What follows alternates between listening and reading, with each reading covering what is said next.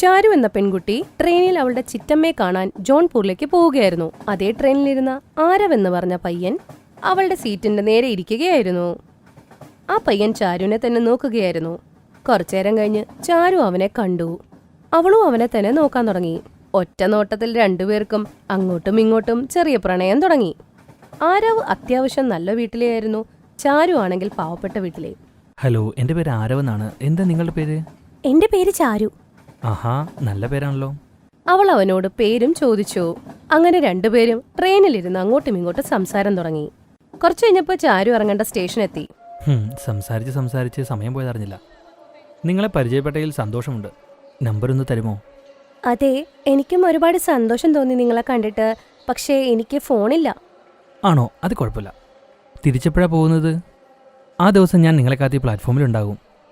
2 ദിവസം കഴിഞ്ഞ്, നാളത്തെ കഴിഞ്ഞ് എനിക്ക് രാവിലെ 9 മണിയുടെ ട്രെയിനാ. ഇത് പറഞ്ഞ് നേരെ ചാരു അവളുടെ ചിറ്റയുടെ വീട്ടിലേക്ക് പോകും. 2 ദിവസം കഴിഞ്ഞ് ചാരു ചിറ്റയുടെ വീട്ടിൽ നിന്നും പുറപ്പെട്ടു. ആരോ അവിടെ അവൾക്ക് വേണ്ടി കാത്തിരിക്കുകയായിരുന്നു. ആരോ, നിങ്ങളെന്താ ഇവിടെ? ഞാൻ നിന്നെ കാത്തിരിക്കുമായിരുന്നു. നോക്ക്, ഞാൻ നിനക്ക് വേണ്ടി ഒരു ഫോൺ വാങ്ങി. പ്ലീസ്, വേണ്ടെന്ന് പറയരുത്. ആദ്യമായാണ് ഞാൻ നിനക്കൊരു ഗിഫ്റ്റ് വാങ്ങിയത്. പിന്നില്ലേ, ഇത് ഞാൻ എനിക്ക് വേണ്ടി ചെയ്യുന്നതാണ്. എനിക്ക് നിന്നോട് കണക്റ്റ് ആയിരിക്കാനാണ്. അവൾ ആ ഫോൺ അവൻ്റെ നിന്ന് വാങ്ങി. അങ്ങനെ രണ്ടുപേരും അങ്ങോട്ടും ഇങ്ങോട്ടും സംസാരം തുടങ്ങി. അങ്ങനെ അവര് സംസാരിച്ച് കൂടുതൽ അടുത്തുപോയി. കുറച്ചു ദിവസം കഴിഞ്ഞ് ചാരുവിന്റെയും ആരവിന്റെയും കല്യാണം കഴിഞ്ഞു. ചാരു കല്യാണം കഴിഞ്ഞെത്തിയത് ഒരു വലിയ വീട്ടിലേക്കായിരുന്നു. ചാരു, എൻ്റെ ലഞ്ച് പാക്ക് ചെയ്ത് തരൂ. എനിക്ക് ജോലിക്ക് പോകണ്ടേ? ഇപ്പൊ കൊണ്ടുവരാം. ചാരു ഒപ്പം തന്നെ ഭക്ഷണം റെഡിയാക്കി അവന് കൊടുക്കും. ആരവ് ഒപ്പം തന്നെ ഓഫീസിലേക്ക് പുറപ്പെടും. ഓഫീസിൽ എത്തിക്കഴിയുമ്പോഴാണ് ആരവ് അറിയുന്നത് ഇന്ന് വൈകുന്നേരം ഒഫീഷ്യൽ പാർട്ടി നടക്കുന്നു. ആ പാർട്ടിയിലേക്ക് അവന്റെ ഭാര്യേനെ എല്ലാരും കൊണ്ടുവരാൻ പറയുന്നു. വൈകുന്നേരം ആവുമ്പോൾ ചാരുവിന്റെ അടുത്ത് വന്ന് അവൻ ആ കാര്യം പറയും. അതെ ചാരു, ഇന്ന് വൈകിട്ട് എൻ്റെ ഓഫീസിൽ ഒരു ഒഫീഷ്യൽ പാർട്ടിയുണ്ട്. അതെ, ഓഫീസിൽ എല്ലാവരും നിന്നെയും കൊണ്ടുവരണമെന്ന് പറഞ്ഞു. നിന്നെ കാണണമെന്ന് എല്ലാവരും പറഞ്ഞു. ഓഫീസ് പാർട്ടിക്ക് ഞാൻ വരണമെന്നോ? അയ്യോ, ഞാനില്ല, നിങ്ങൾ തന്നെ വെക്കോ. പാർട്ടിക്കിടാൻ പറ്റിയ ഡ്രസ്സൊന്നും എന്റെ കയ്യിലില്ല കേട്ടോ. ഏതെങ്കിലും സാരി ഉടുത്താൽ മതി. പറ്റില്ലെന്ന് പറയരുത് കേട്ടോ. ആരവിന്റെ നിർബന്ധപ്രകാരം സാരി ഉടുത്ത് ചാരു പാർട്ടിയിലേക്ക് പോകും. ചാരു പുതുപ്പെണ്ണായിരുന്നു എങ്കിലും പക്ഷെ അവളുടെ സാരി അത്ര ഭംഗിയുള്ളതായിരുന്നില്ല. അത് കാരണം എല്ലാവരും അവളെ കളിയാക്കുകയായിരുന്നു. ഓ, അപ്പൊ ഇതാണല്ലേ ആരവ് ഇത്രയും പൊക്കിപ്പറഞ്ഞ ചാരു? കാണാനൊക്കെ കൊള്ളാം, പക്ഷെ എന്ത് സാരി ഇത്? അല്ല, അറിയില്ലായിരുന്നോ എവിടേക്കാ വന്നേന്ന്? ഈ പാർട്ടിക്കൊക്കെ വരുമ്പോ നല്ല സാരി എടുത്തു വന്നൂടെ? ഇതൊക്കെ കേട്ട് അവൾക്ക് നല്ല വിഷമമായെങ്കിലും അവൾ ഇതിനെക്കുറിച്ച് ആരവിനോട് പറഞ്ഞില്ല.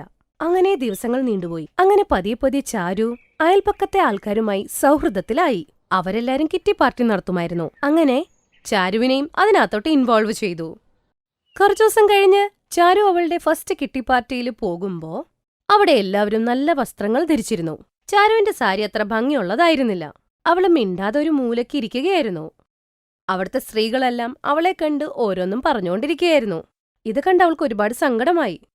അതിനുശേഷം ചാരു വീട്ടിൽ വന്ന് അമ്മായിയമ്മയോട് പറയും, അമ്മ, എനിക്ക് കുറച്ച് നല്ല സാരി വാങ്ങിത്തരാമോ? അതും വില കൂടിയത്. അതെന്താന്ന് വെച്ചാ പാർട്ടിക്കൊക്കെ പോവാൻ പറ്റിയ സാരി ഒന്നും എന്റെ ഇല്ല. കിറ്റി പാർട്ടിയിൽ പോലും എല്ലാരും വില കൂടിയതായിടുന്നേ. എന്റെ അടുത്തുള്ളതൊക്കെ നോർമൽ സാരിയാ. മോളെ, ആദ്യം ഇരുന്നിട്ട് കാല് നീട്ട്. എന്താണിപ്പോ പെട്ടെന്ന്? എന്റെ ഭാഗ്യാണ് ഈ വീട്ടിൽ വന്ന് കയറിയത് തന്നെ. എന്റെ ഇഷ്ടപ്രകാരം അല്ല അവൻ കെട്ടിയത്, അവന്റെ ഇഷ്ടത്തിനാ നിന്നെ കെട്ടിയത്. വില കൂടിയ സാരി വേണമെന്നൊക്കെ ഉള്ള സ്വപ്നം മാറ്റിയേരെ, ഉള്ളതൊക്കെ കൊടുത്താ മതി. ഇനി വില കൂടിയ സാരി നിനക്ക് കിട്ടേ പറ്റുള്ളൂ എന്നുണ്ടെങ്കിൽ നിന്റെ വീട്ടുകാരെ വിളിച്ച് പറ അവിടെ നിന്ന് എന്തെങ്കിലും തരാൻ. കല്യാണം കഴിഞ്ഞപ്പോഴോ ഒന്നും തന്നില്ല, പോയി വാങ്ങ്. ആഹാ, ചാരു എന്തൊക്കെയുണ്ട്? ചാരുവിന്റെ സാധാരണ സാരി കണ്ട് എല്ലാരും അവളോട് ചോദിക്കും, അതെ ചാരു, നിന്റെ അടുത്ത് വേറെ നല്ല സാരി ഒന്നും ഇല്ലേ? എന്റെ അമ്മായിയമ്മ എനിക്ക് വാങ്ങി തരൂല. ഇതെല്ലാം കേട്ടപ്പോ അവളുടെ കൂട്ടുകാരികൾ അവളോട് മോഷ്ടിക്കാനായിട്ട് പറഞ്ഞു കൊടുക്കും. അങ്ങനെ ഈ കാര്യം ചാരുവിന്റെ മനസ്സിൽ കയറി. അങ്ങനെ അവൾ അമ്മായിയമ്മയുടെ പണപ്പെട്ടിയിൽ നിന്നും പണം മോഷ്ടിക്കാൻ തീരുമാനിച്ചു. അങ്ങനെ അവൾ 20,000 രൂപ പണപ്പെട്ടിയിൽ നിന്ന് എടുക്കും. അടുത്ത കിട്ടിപ്പാട്ടിക്ക് പോകുമ്പോ വില കൂടിയ സാരി ഉടുത്തോണ്ട് പോകും. അയ്യോ, നീ പറഞ്ഞത് എത്ര നന്നായി. നേരെ ചോദിച്ചിട്ട് തരാത്തത്. ഇതുപോലെ എടുത്താ കുഴപ്പമൊന്നുമില്ലല്ലേ? ചാരുവിനിത് ശീലമായി മാറി. അവൾ അങ്ങനെ അമ്മായിയമ്മയുടെ പണപ്പെട്ടിയിൽ നിന്നും ഇടയ്ക്കിടയ്ക്ക് മോഷ്ടിക്കാൻ തുടങ്ങി. അമ്മായിയമ്മയ്ക്ക് ഇടയ്ക്ക് സംശയം തോന്നുമ്പോൾ അവള് അമ്മായിയമ്മയ്ക്ക് ഓർമ്മക്കുറവുണ്ടെന്ന് പറഞ്ഞു മാറ്റും. ആണോ, ശരിയാ, ഞാൻ മറന്നുപോയതായിരിക്കും. ഇത്രേ പൈസ ഞാൻ വച്ചിട്ടുണ്ടാവുള്ളായിരിക്കും അല്ലേ? അല്ല, ഈ സാരി എവിടുന്നാ? വില കൂടിയ സാരിയാണെന്ന് കണ്ടിട്ട് തോന്നുന്നു. അത് ആരവിന്റെ കൂട്ടുകാരന്റെ ഭാര്യ എനിക്ക് ഗിഫ്റ്റ് ചെയ്തതാ. അങ്ങനെ എല്ലാ പാർട്ടിക്കും അവള് വില കൂടിയ സാരി ഉടുത്തു പോകാൻ തുടങ്ങി. അങ്ങനെ ഒരു ദിവസം, അമ്മ, ഞാനേ പാർട്ടിക്ക് പോവാണേ, വീട്ടിലെ എല്ലാ ജോലിയും ചെയ്തിട്ടുണ്ടേ. ചാരു പുതിയ സാരി ഉടുത്തതിന്റെ ഗമയിൽ അമ്മായിയമ്മോട് ടാറ്റ പറഞ്ഞിട്ട് അവിടുന്ന് പോകും. സരള ആലോചിച്ചുകൊണ്ടിരുന്നു. ഞാൻ അവൾക്ക് സാരി വാങ്ങിക്കൊടുത്തിട്ടില്ല. ചാരു അമ്മായിയമ്മയുടെ അലമാരയുടെ അടുത്തെത്തും. അന്നേ ദിവസം ഒരു മാല മോഷ്ടിക്കാൻ നിൽക്കും. അപ്പോഴേക്കും അവിടെ അമ്മായിയമ്മ എത്തും. അമ്മായിയമ്മയെ കണ്ടതോടെ അവൾ അങ്ങ് ഭയന്നുപോയി. അവളുടെ അമ്മായിയമ്മ അവള് മോഷ്ടിക്കുന്നത് കയ്യോടെ തന്നെ പൊക്കുകയും ചെയ്തു. മോളെ, നീ ഇതെന്താ ചെയ്യുന്നത്? എന്റെ അലമാരയുടെ അടുത്ത്?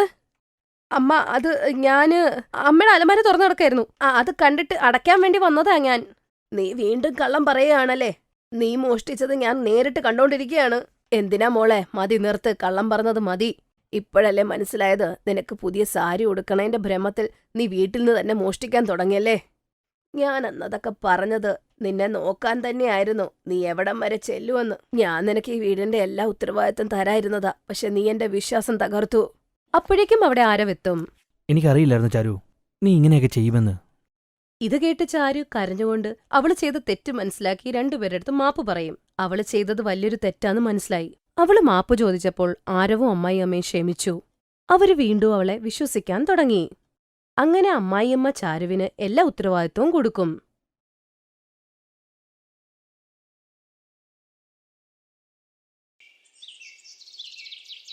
അമ്മേ, ഇന്നെനിക്ക് ബ്രെഡ് പിസ്സ കഴിക്കാൻ കൊതിയാവുന്നു. ഇന്നെനിക്ക് വേണ്ടി ബ്രെഡ് പിസ്സ ഉണ്ടാക്കിത്താ. പക്ഷേ വീട്ടിൽ ബ്രെഡ് ഇല്ലല്ലോ മോളെ. ഞാൻ റൊട്ടിയും കറിയും ഉണ്ടാക്കാം. അച്ഛൻ ബ്രെഡ് വാങ്ങിക്കൊണ്ടുവരുമ്പോൾ നിനക്ക് ഞാൻ ബ്രെഡ് പിസ്സ ഉണ്ടാക്കാം. റൂഹിയുടെ അച്ഛൻ മദൻ ഒരു ബ്രെഡ് ഉണ്ടാക്കുന്ന ഫാക്ടറിയിലാണ് ജോലി ചെയ്തിരുന്നത്. ദിവസങ്ങൾക്ക് ശേഷം, കൊള്ളാം, ഇന്ന് റൂഹിമോൾ ബ്രെഡ് കാണുമ്പോൾ ഒരുപാട് സന്തോഷിക്കും. എന്തുപറ്റി മദൻ ചേട്ടാ, സന്തോഷത്തിലാണല്ലോ? അതെ രാജേഷ്, ഇന്ന് ഒരുപാട് ബ്രെഡ് ബാക്കി വന്നു. എന്റെ മോള് ഇത്രയും ബ്രെഡ് കണ്ട് ഒരുപാട് സന്തോഷിക്കും. ഇങ്ങനെ പറഞ്ഞ് മദൻ ഒരുപാട് ബ്രെഡ് എടുത്ത് വീട്ടിലേക്ക് പോയി. ബ്രെഡ് കണ്ട് റൂഹി സന്തോഷത്തിൽ തുള്ളിച്ചാടി. അച്ഛൻ ബ്രെഡ് കൊണ്ടുവന്നേ! അമ്മേ നോക്ക്, അച്ഛൻ എന്തോരം ബ്രെഡ് കൊണ്ടുവന്നെന്ന്. ഇനി എനിക്ക് ബ്രെഡ് പിസ്സ ഉണ്ടാക്കിത്താ. മോള് വേഗം എന്റെ കൊച്ചുമകൾക്ക് ബ്രെഡ് പിസ്സ ഉണ്ടാക്ക്. അവൾക്ക് ചെയ്യുമ്പോൾ എനിക്കും കൂടെ ഉണ്ടാക്ക്. അമ്മേ, ഞാനിന്ന് ഭക്ഷണം ഉണ്ടാക്കിയിട്ടുണ്ട്. ഇന്ന് ബ്രെഡ് പിസ്സ ഉണ്ടാക്കിയാൽ ഭക്ഷണം വെറുതെ കളയണം. അതുകൊണ്ട് നാളെ ഉണ്ടാക്കാം ബ്രെഡ് പിസ്സ. ഇല്ല മുത്തശ്ശി, അമ്മയോട് ഇന്ന് തന്നെ ഉണ്ടാക്കാൻ പറ ബ്രെഡ് പിസ്സ. ശരി മോളെ, ഞങ്ങളെ വിട്ടേക്ക്, ഞങ്ങൾക്ക് നാളെ ഉണ്ടാക്കാം. ഇന്ന് അവൾക്ക് വേണ്ടി ഉണ്ടാക്കി കൊടുക്ക് നീ. അതേ രജനി, നീ അവൾക്ക് ഉണ്ടാക്കി കൊടുക്ക്. നമ്മുടെ കയ്യിൽ ഫ്രിഡ്ജൊന്നുമില്ലല്ലോ ബാക്കി വരുന്ന ഭക്ഷണം വയ്ക്കാൻ. നാളത്തേക്കിന് ഇത് കേടായി പോകും. അതുകൊണ്ട് നമുക്ക് ഈ ഭക്ഷണം കഴിക്കാം. നീ റൂഹിക്ക് മാത്രം ഉണ്ടാക്കി കൊടുക്ക്, അവൾ കൊതിച്ചതല്ലേ. രജനി റൂഹിക്ക് ബ്രെഡ് പിസ്സ ഉണ്ടാക്കി കൊടുത്തു. അത് കഴിച്ചവൾ സന്തോഷിച്ചു. അടുത്ത ദിവസം മദൻ ജോലിക്ക് പോയി. ജോലിക്ക് പോകുന്നവൻ ദിവസവും ജോലിക്ക് പോയി ഓവർ ടൈം ചെയ്യുമായിരുന്നു. എന്നാൽ പെട്ടെന്ന് ഫാക്ടറിയിൽ തീപിടിച്ച് മദനോടൊപ്പം 3 പേർ ആ വിപത്തിൽ മരിച്ചു. വീട്ടിൽ രജനിയും ബ്രെഡ് പിസ്സ ഉണ്ടാക്കി. ഞാൻ ബ്രെഡ് പിസ്സ ഉണ്ടാക്കി വെച്ചിട്ടുണ്ട്. എല്ലാവരും വേഗം വാ, എല്ലാവർക്കും ഒരുമിച്ചിരുന്ന് ബ്രെഡ് പിസ്സ കഴിക്കാം. അവനെ ഒരുപാട് നേരം കാത്തിരുന്ന ശേഷം രജനി പറഞ്ഞു, അമ്മേ, നിങ്ങൾ രണ്ടുപേരും ബ്രെഡ് പിസ്സ കഴിച്ചോ? ഞാൻ ചേട്ടൻ വന്നിട്ട് കഴിക്കാം. രാവിലെ പറഞ്ഞായിരുന്നു ഇന്ന് വരാൻ താമസിക്കുമെന്ന്. കാരണം ഇന്ന് ഓവർ ടൈം ഉണ്ട്. ശരി മോളെ, താ, ഞങ്ങൾ രണ്ടുപേരും അത് കഴിച്ചോളാം. രജനി അവർക്ക് രണ്ടുപേർക്കും ബ്രെഡ് പിസ്സ കഴിക്കാൻ കൊടുത്തു. അത് കഴിച്ച് കുറച്ചുനേരം കഴിഞ്ഞപ്പോൾ ഉറങ്ങി. ഇവിടെ രജനി രാത്രി മുഴുവനും മദനെ കാത്തിരുന്നു. എന്നാൽ അവളറിയാതെ ഇടയ്ക്കങ്ങ് ഉറങ്ങിപ്പോയി. അടുത്ത ദിവസം രാവിലെ അവൾ കണ്ണു തുറന്നപ്പോൾ ഒരുപാട് വിഷമിക്കാൻ തുടങ്ങി.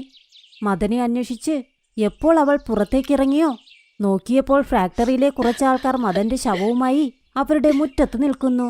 മദന്റെ ശരീരം കണ്ട് അവൾ ഏങ്ങി ഏങ്ങി കരയാൻ തുടങ്ങി. അവൾ നിർത്താതെ കരഞ്ഞുകൊണ്ടേയിരുന്നു. ഇല്ല ഇല്ല, എന്തു പറ്റി എന്റെ ചേട്ടന്? ഇന്നലെ വരെ ഒരു കുഴപ്പവുമില്ലായിരുന്നു. പെട്ടെന്നത് എന്തു പറ്റിയതാ? അനിയത്തി, ഞങ്ങൾ ഇന്നലെ ഫാക്ടറിയിൽ നിന്ന് നേരത്തെ പോയി. എന്നാൽ മദനോടൊപ്പം 3 പേർ ഫാക്ടറിയിൽ ഓവർ ടൈമിലായിരുന്നു. രാത്രി ഷോർട്ട് സർക്യൂട്ട് ആയതുകൊണ്ട് ഫാക്ടറിയിൽ തീപിടിച്ചു. അവിടെ മദനും ഈ 3 പേർക്കൊപ്പം കുറച്ചുപേർ തീയിൽ പെട്ടുപോയി. ദൈവമേ, ഈ ചതി എന്നോട് എന്തിനു ചെയ്തു?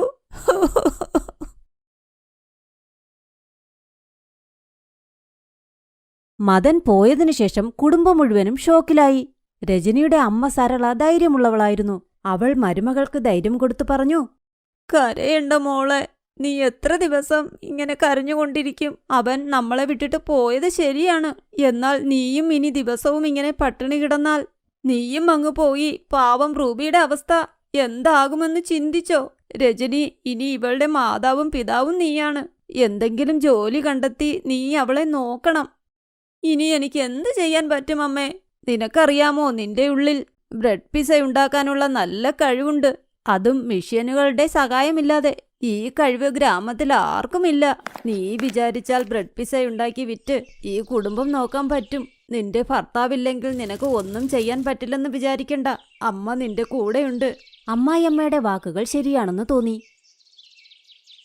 അവൾ അടുത്തുള്ള മുത്തശ്ശിയുടെ പഴയ കട വാങ്ങി. പിന്നെ വീട്ടിലുണ്ടായിരുന്ന ബ്രെഡ് കൊണ്ട് ബ്രെഡ് പിസയും ഉണ്ടാക്കി.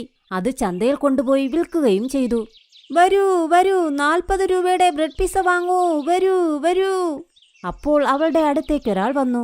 ആഹാ, വെറും 40 രൂപയ്ക്ക് ബ്രെഡ് പിസ. പെങ്ങളെ, എനിക്ക് തരാമോ? നിനക്കറിയില്ല ബ്രെഡ് പിസ എനിക്ക് എന്തോരം ഇഷ്ടമാണെന്ന്. ഞാൻ ഇത് കഴിക്കാൻ വേണ്ടി നഗരത്തിലേക്ക് വരെ പോകാറുണ്ട്. ഇപ്പോൾ നമ്മുടെ നാട്ടിൽ തന്നെ ബ്രെഡ് പിസ വന്നല്ലോ.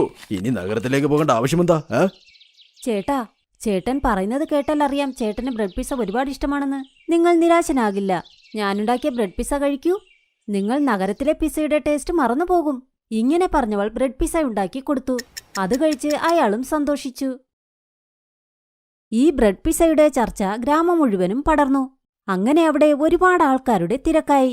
ഗ്രാമത്തിൽ ബ്രെഡ് പിസ വന്നത് കണ്ട് എല്ലാവരും സന്തോഷിച്ചു. രജനിയുടെ കച്ചവടം നന്നായി കൂടി, ഒരുപാട് സമ്പാദിക്കാനും തുടങ്ങി. അമ്മ പറഞ്ഞത് ശരിയാ. നമുക്ക് നമ്മളെ വിശ്വാസം വേണം. നോക്ക് എന്റെ അധ്വാനത്തിന്റെ ഫലം. നിന്റെ കയ്യിൽ തന്നെ വയ്ക്കും മോളെ, നിന്റെ അധ്വാനമാണ്. രാവിലെ മുതൽ വൈകുന്നേരം വരെ അവൾ കടയിൽ പിസ വിൽക്കാൻ തുടങ്ങി. ഒരിക്കൽ കടയിലേക്ക് കുറെ ടൂറിസ്റ്റുകൾ വന്നു. അവളുണ്ടാക്കിയ ബ്രെഡ് പിസയും അവർ കഴിച്ചു. വാവ്, എന്ത് നന്നായിട്ടാ ഉണ്ടാക്കിയിരിക്കുന്നത്. ഞാൻ ഇത്രയും ടേസ്റ്റുള്ള ബ്രെഡ് പിസ കഴിച്ചിട്ടേ ഇല്ല. നന്ദിയുണ്ട് ചേട്ടാ. രജനിയുടെ ബ്രെഡ് പിസ ഫേമസ് ആയപ്പോൾ ജനങ്ങൾ വലിയ ലൈനിൽ നിന്ന് ബ്രെഡ് പിസ കഴിക്കാനായി വന്നു. ഇതിലൂടെ അവൾ അവളുടെ കുടുംബം വളരെ നന്നായി നോക്കി. വലിയ വീടും അവൾ വച്ചു. അതിൽ എല്ലാവരും സുഖമായി ജീവിച്ചു. പിന്നെ ഗ്രാമത്തിൽ സ്വന്തമായൊരു കടയും തുറന്ന് ബ്രെഡ് പിസ വിൽക്കാനും തുടങ്ങി.